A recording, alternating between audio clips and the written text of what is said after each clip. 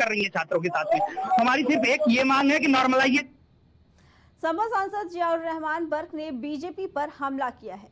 महाराष्ट्र विधानसभा चुनाव में जारी बीजेपी के घोषणा पत्र को हवाई जुमलेबाजी कहा। निष्पक्ष चुनाव होने पर उन्होंने कुंदरकी में सपा की 50,000 वोट से जीत का दावा भी किया। वहीं बीजेपी की बैसाखी जल्द हटकर देश में बड़े परिवर्तन का दावा किया। सांसद ने कहा कि महाराष्ट्र और केंद्र में बीजेपी की सरकार है। क्या हुआ? सरकारी नौकरियां और बहनों को 2100 की मदद को हवाई जुमलेबाजी कहा।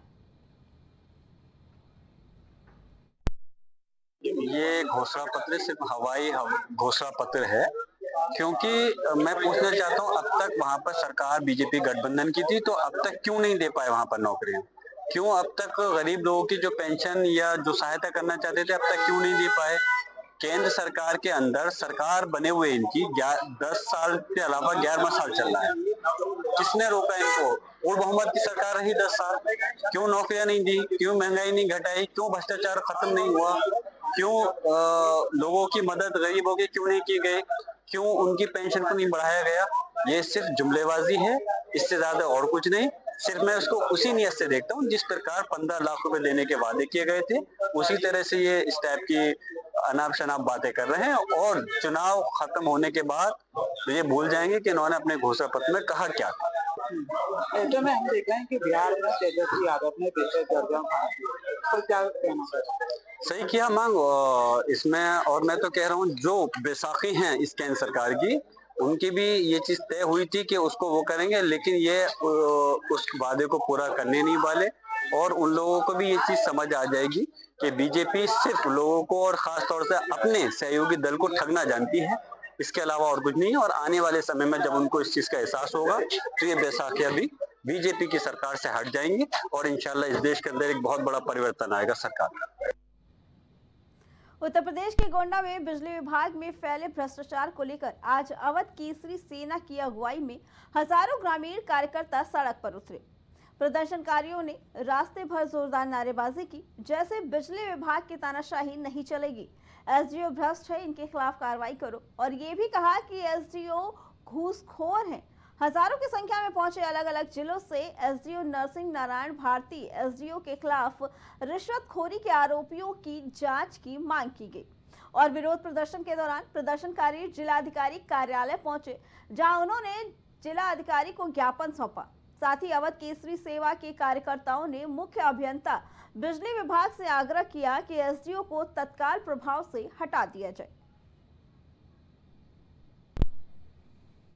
ठीक है, और जब वो मामला मुझे फोन के द्वारा सूचित किया जाता है, सबसे पहले अवनीश तिवारी जाते हैं, इसके बाद राघवेंद्र और रवि पांडे, 2 एडवोकेट जाते हैं वहाँ पे, और मैं करीब पौना घंटा के बाद वहाँ पर पहुँचता हूँ। ये सीओ साहब इसी मामले में फंस जाएंगे और इस मामले में जो रिपोर्ट लगाए हैं इसे मैं हाई कोर्ट तक ले जाऊंगा, क्योंकि ये बिना देखे आंख मूंद कर रिपोर्ट लगाए हैं सीओ साहब। कप्तान साहब ने स्पष्ट कहा, और सीओ साहब क्यों ऐसा कर रहे हैं ये भी मैं बता दूं आपको, वो जातिवादिता फैला रहे हैं। इतने ऊंचे अधिकारी होने के बाद ये बताइए, एक मिनट, एसपी साहब अगर एससी हैं, डीएम साहब एससी हैं, या और बड़े आला अधिकारी एससी हैं, तो आप कल्पना कीजिए कोई भी आम व्यक्ति जाके वहां पर जो है एससी एसटी या जात सूचक शब्द कहेगा उनको, इतने बड़े अधिकारी को आप कल्पना कीजिए, कहेगा ऐसा कहीं पूरे भारत में मेरे ख्याल से मामला नहीं। आप कैसे कल्पना कर सकते हैं कि कौशाम्बी जिले के कोयलाहा गांव में किराए का कमरा देखने आए व्यक्ति ने महिला के कमरे में बार बार टॉर्च जलाकर उसे परेशान किया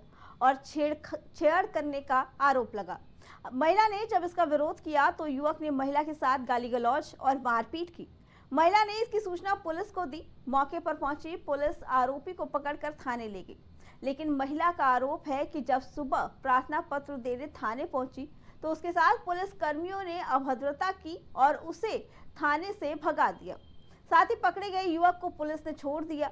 पीड़ित महिला ने इसकी शिकायत अपर पुलिस अधीक्षक राजेश सिंह से करते हुए दोषी पुलिस कर्मियों के खिलाफ कार्रवाई की मांग की है और साथ ही न्याय की गुहार लगाई।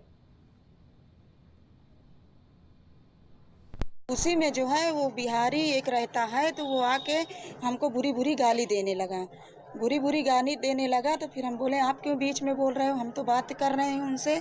तो उसमें जो है हमारे बदन को वो हाथ लगाने लगा, छेड़खानी करने लगा, गंदी गंदी गालियाँ देने लगा। हाँ, उसी में वो हमारे पास आ रहा था तो हम उसको ठेल दिए।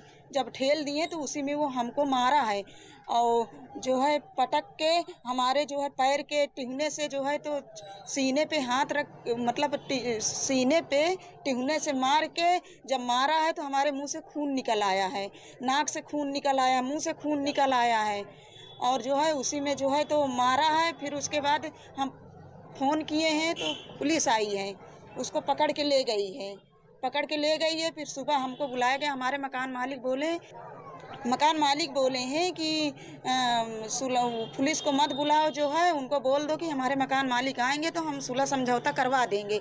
तो हम मकान मालिक की बात नहीं माने हैं, हम कहें कि नहीं, हमको मारे हैं, हमको इतनी चोट लगी है।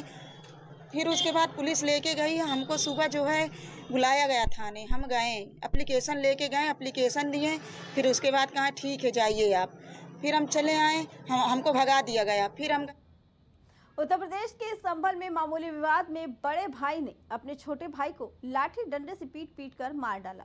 मानवीय संवेदनाओं को झकझोर देने वाली ये घटना कपड़े सुखाने के लिए बांधी गई रस्सी की वजह से हुई। इस झगड़े में पिता और भाई ने मिलकर इस वारदात को अंजाम दिया। मृतक की पत्नी ने इस संबंध में पुलिस में शिकायत भी दी। पुलिस ने शिकायत के आधार पर केस दर्ज कर मामले की जांच शुरू कर दी है।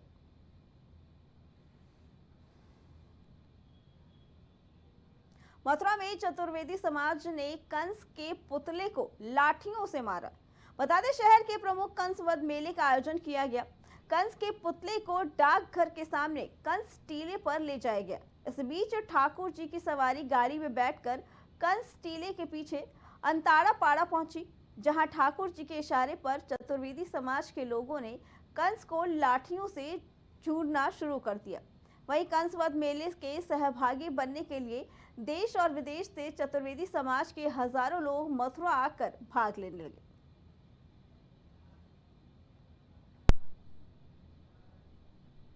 प्राइम उत्तर प्रदेश में फिलहाल इतना ही। बाकी खबरों के लिए देखते रहें प्राइम टीवी।